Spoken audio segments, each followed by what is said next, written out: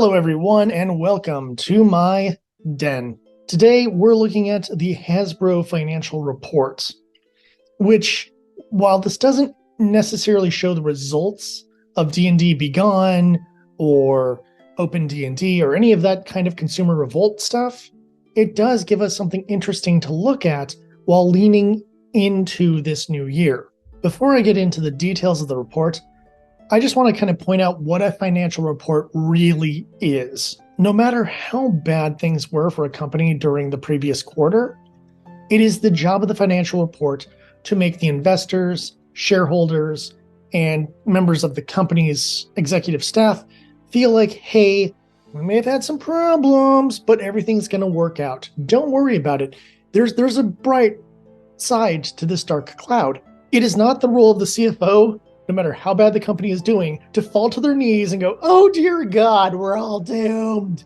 We're all doomed. Just sell all your shares. Oh God, we're going to die.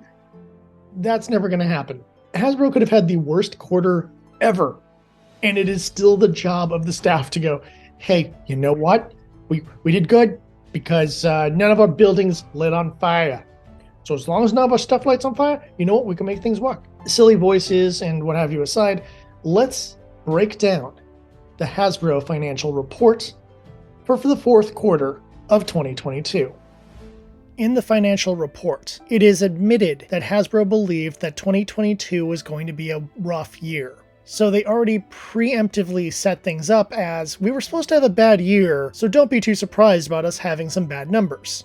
Despite being a bad year, they had a total revenue of $5.86 billion, which is down 9% from the previous year. And on the quarterly side of things, they made $1.68 billion, which is down 17% from the previous fourth quarter.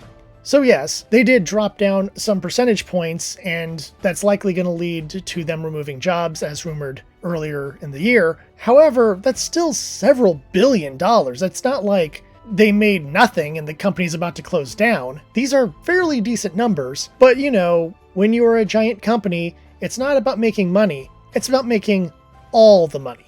They claim there was growth in the licensing side of things and the direct-to-consumer side of things. And both of these seem to be relatively true from what I've been able to observe. They tried to keep the positivity up by saying they are expecting a very strong first quarter because they have new product releases and the D&D movie is coming out. I guess they're just going to ignore the whole part where there's a bunch of people revolting against Wizards of the Coast and just hope the average person buys Wizards products and watches the D&D movie. However, they even cover this by talking about how they're worried about potential changes in consumer discretionary spending due to current economic conditions. So even though they're expecting a good first quarter, they're also saying, but you know, with the economy these days, I like the fact that they found a way to spin, yeah, first quarter might not be as good as we're hoping, but we're staying positive. When you break it down, the losses do tell an interesting story. Their franchise brands dropped about 12% in terms of revenue. These would be things like G.I. Joe, Transformers, and what have you. However, over the course of the year, it's only a 4% drop, which means while the winter quarter was pretty bad for their standard brands, overall throughout the year, it actually wasn't too bad, but still a loss.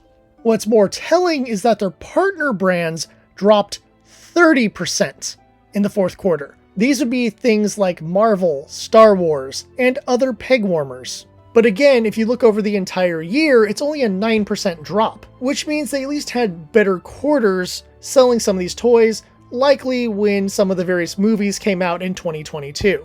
Hasbro Gaming teaches us something very different though, because they had a drop of 8%. That's not particularly much, but for the whole year, they went down 12%, which means overall, for stuff like board games and what have you, that dropped significantly in 2022 over the course of the whole year. Likely because with the lockdowns over with, people didn't need to go out and buy a bunch of new board games, or if they had bought a bunch of board games during the lockdown, they didn't need any more. They had reached their limit.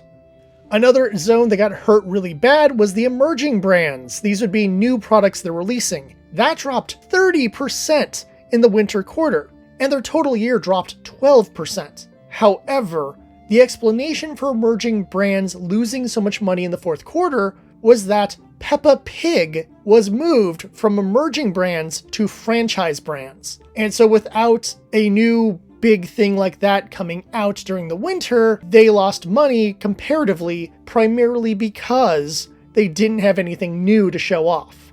Finally, we have the film, TV, entertainment side of things, which dropped by 13%, which is odd because Earthspark recently came out. You think that would have been doing good for them, but apparently it is not. And their entire year, entertainment dropped 17%. So it goes to show that a lot of the Hasbro shows are not doing particularly well, which might explain why some of the franchise brand stuff is not doing particularly well. If you have a good G.I. Joe or Transformers or My Little Pony show, you'll end up selling those toys. If you don't have it, well, don't expect to be selling those toys anytime soon.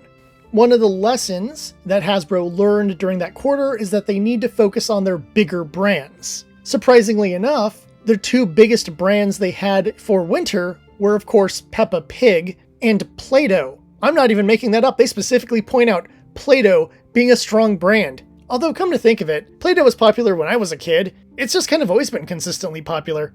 However, they point out a couple of weak brands and try to give some excuse for some of them, such as Power Rangers just having a rocky release and not really getting out there like it's supposed to. However, the board game side of the business wasn't given much of an excuse, nor was Nerf, which is strange to think that Nerf has gone down. Nerf was awesome when I was a kid. I guess maybe kids aren't into running around shooting each other like they were back in the day. Probably a good thing, to be honest. They also point out that Magic the Gathering is their first billion-dollar brand. Magic did insanely well all last year and even in the fourth quarter. Magic grew by 40% last year due to the release of a lot of popular new sets, including the Warhammer 40k Commanders set, expanding the market and earning a lot more revenue than had been previously done. However, consumer products as a whole was down 26%, so the average person was still buying way less Hasbro-related merchandise than they had in previous years. Not only that, but they admit on several occasions that the foreign exchange rate has also caused them some trouble, especially with Europe, where they lost a lot of money just based on exchange rates and reduced sales.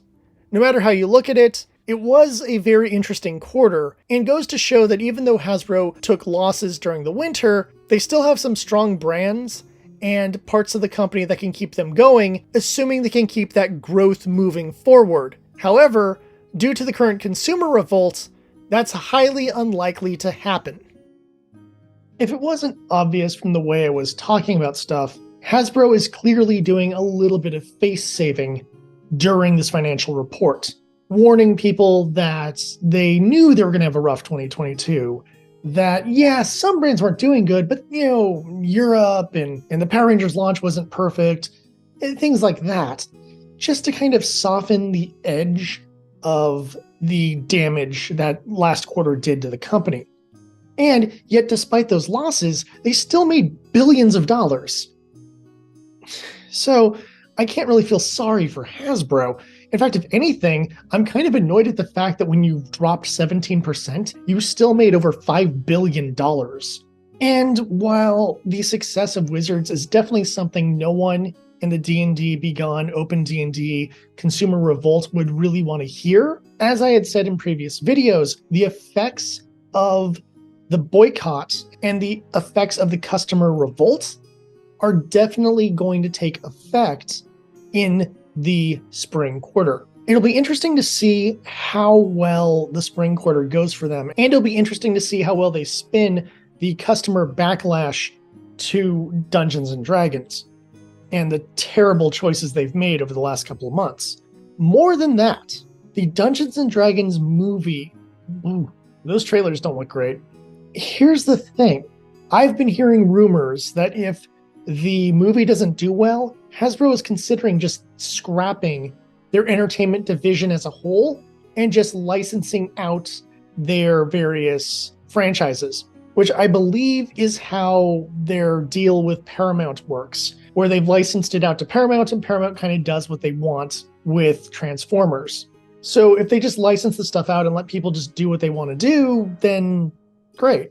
It would definitely turn out better than Transformers Earthspark, which is almost unwatchable. Even though this report did not show the destructive blow that everyone was hoping for, it still shows that Hasbro's decision-making process has not been great for them. But we have a few months before we get to the spring quarter report, and we'll see what happens when we get there. So let me know how you think Hasbro is going to do in the spring quarter in the comments below. If you have the chance, please like and subscribe. It helps with the algorithm, which, let's face it, completely hates me. And if you have the chance, share my video to get my voice out there, because the more of us that stand up and speak out, the better our chances of success with a consumer revolt. Until next time, thank you for watching, and I'll see you at the tavern.